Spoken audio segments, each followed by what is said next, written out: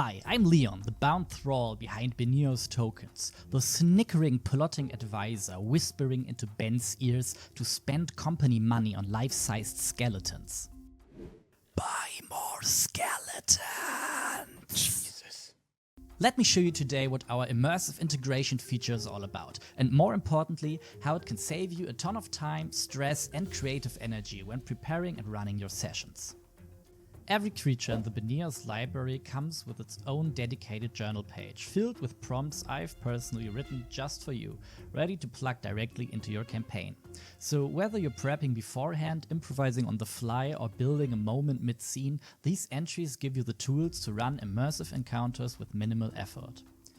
Up top, every creature has a short lore overview, a quick paragraph that captures the creature's essence, written in a way that can already act as an in-world brief for your players. Then you get your story hooks and quest prompts, ideas for how this creature might be introduced into your world, either as the main focus of their own little story or in addition to your running campaign or adventure. Even if you don't use them exactly as written, they give you a solid foundation to answer the question, why is this creature here right now? Which is always good to have to make your world feel bigger and to make you more confident with dealing with those creatures yourself. But where the immersive integration really shines is the foreshadowing prompts.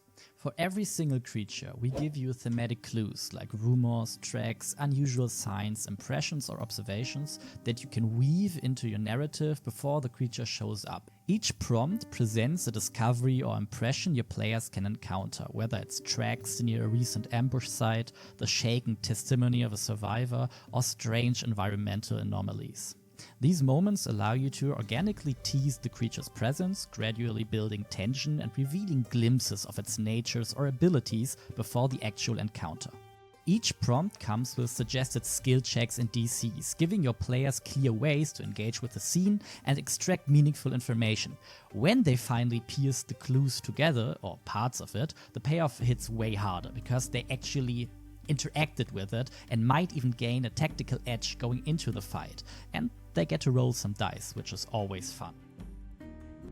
You want to spice things up with a creepy thematic encounter, but you don't want to spend your whole evening researching viable monsters, justifying their existence in the greater picture, and then preparing new actors.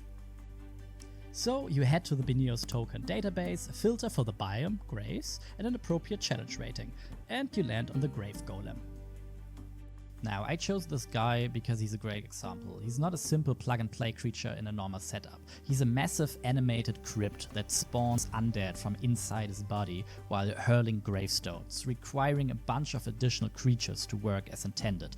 So all of that makes for a great multi-layered dynamic encounter, but it can also be a logistical nightmare. Which is fun, but a lot of work to do for something that was supposed to be an atmospheric encounter to make use of this amazing graveyard battle map you got from Beneos Battlemaps. Yeah, no need for that, because we've already done all that prep work for you. All of those possible minions have their own descriptions, prompts, and flavor text, same as the golem. As your players successfully navigate the graveyard, they find some clues, succeed on some rolls, fail some others. Tension is at its height, so it's time for the actual encounter. You keep up the immersion by introducing the grave golem via its pre-written combat intro. With a grinding roar, a massive shape forces its way up from the soil, trailing clumps of loose earth and ancient debris. At first glance, it appears to be a collapsed statue, an enormous effigy carved from time-worn stone. Due to the tactical guide, you know exactly what to do now. Roll to see what kind of undead spawns from inside its stone body, and no matter what the result is, that creature is already pre-built, described and ready to go, including its own intro text. The scratching grows louder, fingernails raking over wood, teeth grinding against stone. Then, without warning, the walls bulge and rupture, spilling forth a writhing, hairless mass of sickly pale creatures. So you're not hunting down stat blocks or making up ability names, you're running the encounter exactly how it's meant to feel, like dynamic, dramatic, cinematic, while also saving on prep time and energy during the session. So that's what immersive integration is all about. It frees you up to focus on what matters to you, what is fun to you, be it your stories, your NPCs, your world, because the clerical background work is already done.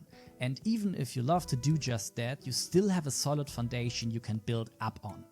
And it's not just the Grave Golem. There are over 200 monsters in the Beneos library, and they are all built this way, be it Goat, Goblin, Gatekeeper, Craftsman or Ghost Flicker Candelabra, be it CR2 or 22. They all have combat intros, foreshadowing cues, narrative hooks, ability flavor text, and even those overly dramatic death blurbs. So it's not just the creature themselves you get. You're getting encounters or even one-shots in a bottle. Ready to go, easy to run, rich enough to feel like you spent hours prepping them, even though you haven't. And even though you shouldn't, because that's our job.